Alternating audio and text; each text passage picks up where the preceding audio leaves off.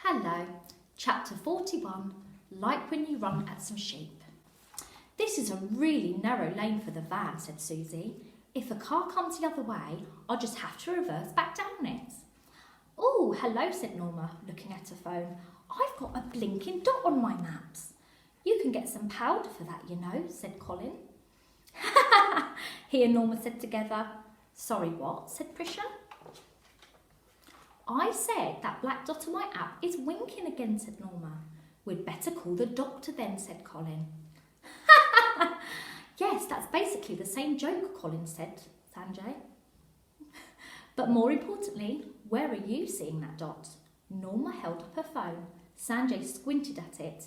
Well, said Susie, because she couldn't look at it while she was driving. How far in front of us are they? Well, given that the world is round, a long, long way, said Sanjay. Pardon? They aren't in front of us, they're behind us. He looked around. In fact, I can see them. What? Said Susie, and she looked in the mirror. That's them? Yes, I recognise my own power torches. They're chasing us now. Why? Said Colin. They're not chasing us, you fool, said Norma. It's like when you run at some sheep. If you catch up with the sheep and then run ahead of them, the stupid sheep will keep running after you because they can't remember what way they're running away from. Oh, yes. Didn't Janet's friend Malcolm Bailey talk about that once? Susie screeched to a halt. Right, she said. They're not getting away this time. Chapter 42. Calm as a cucumber. Ah, said the passengers of the Taylor Turbochaser as they screeched to a halt as well, about 20 metres behind the parent-filled van. They've stopped, said Rawl. The van doors are opening, said Janet. They're getting out, said Jack. Hold on, said Amy, looking over her shoulder and pulling the direction lever backwards towards her. The Turbochaser went into reverse, making a long growling sound as it did so. Susie and the other parents just stood and watched, amazed. From the point of view of the children looking out from the Taylor Turbochaser, the adults got smaller and smaller. Not small enough, however, for Rawl not to notice what they were doing. They're getting back into the van, he shouted. OK, shouted Amy. I'll keep reversing. You better had, shouted Rawl, because now they're reversing. They were. Amy's face, looking over her shoulder, set itself now into determined expression. The backwards car chases on. Why have you put your wings on again, Janet? Amy screamed. They're clean and dry again. Please take them off. I can't see out the back. The narrow lane curved round. Amy moved the wheel to turn the Turbochaser, but it started heading instead towards the hedge running by the roadside. Other way, Amy. You have to turn the wheel the opposite way when you reverse. Oh, yes, yes. She did so, bringing the back of the vehicle in line with the lane just in time. Leaves brushed against the glass next to Janet's head as it swung round. The van, or rather the back of it, was getting closer.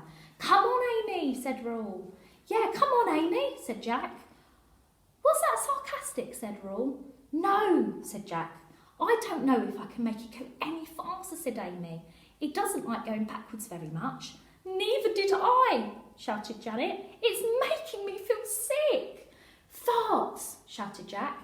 Don't be rude, shouted Amy. No, in the road, behind us. Sitting there, calm as a cucumber, calmer in some ways as a cucumber would definitely have been about to be squashed, was indeed a russet brown fox. Oh, quick as a flash, Rawl pressed the motorbike button and Turbochaser narrowed. Quicker even than that, quick flash, Amy swerved the handlebars. The Turbochaser circled round the fox at the last minute. It, the Turbochaser, not the fox, groaned terribly as it went. Is it going to fall apart, Rawl? I don't know. Hang on, said Janet. Look. They looked. The van had stopped reversing. It was just standing in the lane waiting. Why is it doing that, said Amy. It's the fox. It was the fox, which clearly was a very calm fox. Given that, despite a backwards car chase going on around it, it had settled down to sleep, for all of the world like a cat in a basket. "Ah, good old Mum," said Jack. "What do you mean?" said Janet. "He means our Mum would never run over an animal," said Amy, as she felt strangely proud of Susie. Even though she was running away from her, they continued to reverse away. The van receded into the distance. The lane was still narrow, but now on either side of it were two enormous lakes, very enormous lakes. Amy couldn't even see the other side of them. "Yay!" shouted Janet. "Way to go, Amy!" "Whoa!" shouted Rahul. "Another victory for the Taylor Turbochaser." "Hooray!" shouted Jack in the same tone. "And now there's a police car behind us." Amy stopped reversing. They all looked round. There was. "Stop right there," said an official sounding voice over a megaphone. The Eagle and the Squirrel. "Roger, the eagle has taken roost. I repeat, the eagle has taken roost. The squirrel is in the eagle's sights. The eagle is poised to dive over." "Sorry, PC Middleton. What are you saying?" DCI Bryant was in the driving seat. PC Middleton was in the passenger seat. They were both looking out at the back of the Taylor Turbochaser. "Sorry, sir. Is it not clear?" said PC Middleton. "Basically, the eagle is us. This car and the squirrel is them, the kids in that weird vehicle. And so when I say the squirrel is in the eagle's sight, what I mean is..." "I know what you mean," shouted DCI Bryant. "I just don't know why you're speaking like that. You're not even on a walkie-talkie. You're on the phone to Mrs. Taylor."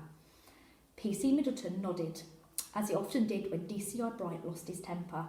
He was indeed on the phone to Susie, who had got out of the van with the other parents.